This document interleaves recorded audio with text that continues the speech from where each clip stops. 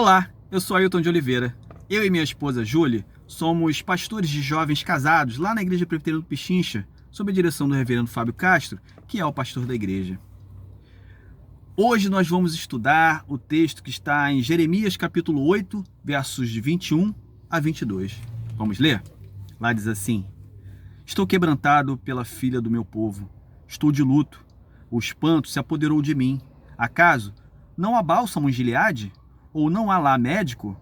Por que, pois, não se realizou a cura da filha do meu povo? Jeremias capítulo 8, versos 21 a 22. Deixa eu te falar um pouco sobre esse lugar interessante, esse lugar especial chamado Terra de Gileade. A primeira vez que aparece Gileade na Bíblia é em Gênesis capítulo 31, 20 a 21, quando Jacó ele foge do seu sogro Labão e vai para um lugar onde mais tarde é chamado de Terra de Gileade, quando em Gênesis capítulo 31, 47 a 48, Labão se encontra novamente com Jacó neste lugar e ali eles fazem um memorial de reconciliação e passam a chamar de Monte de Gileade. Mais tarde esse território é ocupado por 3 tribos de Israel, que são a tribo de Rubens, tribo de Gade e tribo de Manassés. Era também um lugar de refúgio, um excelente esconderijo para aquelas pessoas que fogem de alguém. Em 2 Samuel, capítulo 17, 24 a 27, conta que o rei Davi passou pela terra de Gileade quando fugia de seu filho Absalão. Era um lugar de vegetação farta, um bom esconderijo, era um lugar de solo fértil, bom para a plantação e bom para a criação de gado. Havia ali uma árvore que produzia um óleo medicinal, na qual várias pessoas de vários povos, os povos circunvizinhos ali a Israel, se locomoviam para esse lugar e iam buscar o óleo o bálsamo de Gileade para curar suas feridas como medicamento. Jeremias capítulo 8, 22, o profeta menciona a palavra médico.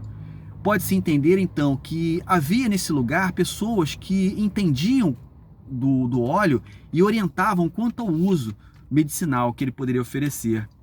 Mas então a pergunta que nos resta fazer é esta: o que estava acontecendo com o profeta? Do que ele se lamentava?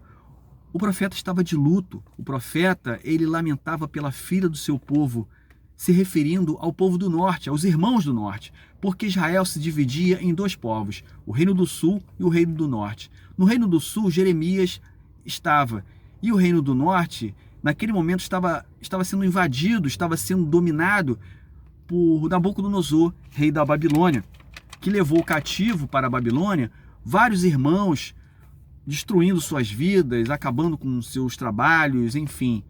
Toda a sociedade foi ali desmoronada com a invasão desse inimigo cruel. O profeta estava espantado, o profeta estava com medo. Por que coisas ruins acontecem num lugar tão maravilhoso e abençoado? Acredito que tenha sido esse o questionamento de Jeremias. Muitos pastores hoje, alguns pastores, não sei se muitos, mas eu já ouvi pastores dizendo que não aceitam desgraça na vida do cristão, que não aceitam que o cristão sinta depressão. Mas precisamos entender que adversidades acontecem durante a vida, tanto de cristãos como de não cristãos. Mas a diferença é que Deus está conosco, nos abençoando, nos fortalecendo e nos preparando. Através dessas dificuldades, ele nos aperfeiçoa na fé e na experiência para conseguirmos assim orientar nossos irmãos que passam pelos mesmos problemas. O inimigo agora, a partir desse momento, a partir deles terem dominado o povo do norte, eles estavam agora mirando o povo do sul. O profeta estava espantado, estava com medo, porque o reino do sul seria o próximo povo invadido. Qual era o sentimento desse povo? O povo sentia medo de morrer. O povo sentia tristeza de perder tudo que eles haviam construído ao longo de suas vidas. O povo estava preocupado porque ia perder sua liberdade. Todos queriam que o profeta trouxesse notícias boas, mas infelizmente o profeta estava trazendo notícias muito difíceis de ouvir. Mas o que eles poderiam então fazer? A única coisa que eles poderiam fazer é ficarem confinados e aguardar. Eles poderiam se adaptar às condições do invasor e se reinventar. Eles poderiam adiar os seus sonhos, adiar os planos e começar a viver da realidade que se implantava agora em suas vidas. E uma das coisas que nos tocam o coração é que naquele tempo as pessoas partiam desta vida sem a possibilidade de terem um funeral digno, de terem um momento de despedida cerimoniosa. Permita-me fazer aqui uma comparação ainda que forçada. Por volta do ano 609 a.C., a Babilônia dominou o mundo antigo desde lá da Mesopotâmia, passando pelo Oriente Médio e também abrangendo as terras que pertenciam ao Egito. Em 2020, o coronavírus, de forma sorrateira e invisível, invadiu todos os continentes da Terra. Naquele tempo, Nabucodonosor sobrepujou a cultura. Ele invadia terras e destruía as culturas, os conceitos, os valores dos locais e impunha ali uma nova lei, uma nova ordem, os hábitos, costumes e valores da Babilônia. Em 2020, o que acontece com a gente? O coronavírus mudou nossos comportamentos, nossa forma de trabalhar, nossa forma de nos relacionarmos com os nossos parentes e amigos, mudou os hábitos de todos os continentes da Terra. Mas a pergunta que hoje nós fazemos é: de onde virá o remédio? Será que virá de Oxford? Será que virá dos Estados Unidos, da China, do Brasil? Jeremias pergunta: acaso não há bálsamo em Gileade? Ou não há lá médico? Em 2020, o povo sentiu medo, o povo adoeceu e os jornais, vários jornais, mostraram que os postos de saúde não foram suficientes, não haviam médicos, não havia respiradores suficientes para tantas pessoas infectadas.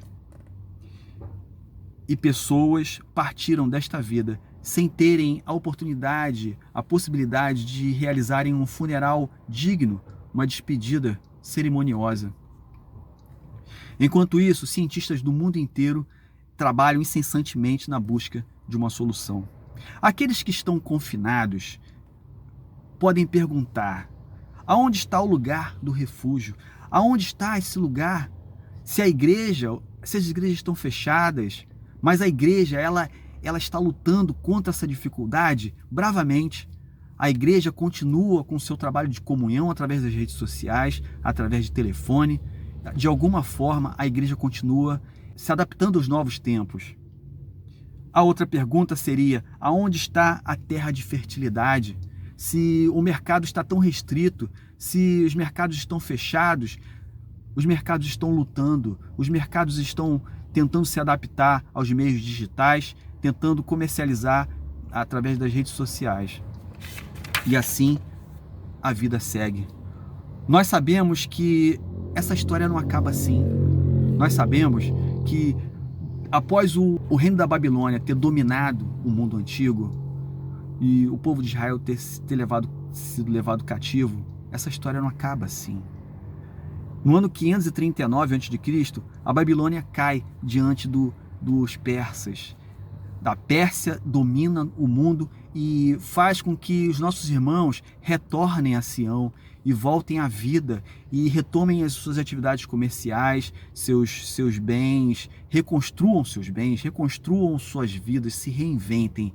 E assim, o mundo hoje aguarda a oportunidade de se reinventar, de ser aperfeiçoado nestas dificuldades, se reinventando.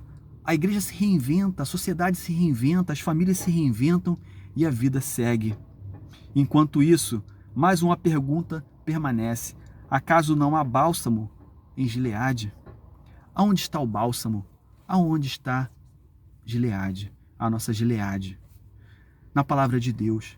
A palavra de Deus, ela é o bálsamo que é comunicada aos corações através de nós. Deus continua nos alimentando através da sua palavra, nos alimentando de esperança e de fé. O bálsamo está na oração, porque Deus inclina os seus ouvidos para nós e nos ouve e tem misericórdia de nós e nos abençoa e nos abraça no poder do seu Espírito. Deus é a nossa cidade de refúgio, é o nosso esconderijo diante das dificuldades, apesar da crise, apesar de tudo que está aí. Apesar de muitas pessoas estarem perdendo a esperança, o bálsamo é aquele que restaura a esperança do mundo através de nós. Deus abençoa você através da sua palavra, através da oração. E Deus abençoa as pessoas através de você, porque você é o bálsamo, porque você leva o bálsamo, você leva o perfume de Cristo, você leva a cura através da palavra, a cura da alma, a cura do pecado e a cura desse mundo que está sem esperança, levando Jesus ao coração do mundo através de você. Que Deus te abençoe. Amém.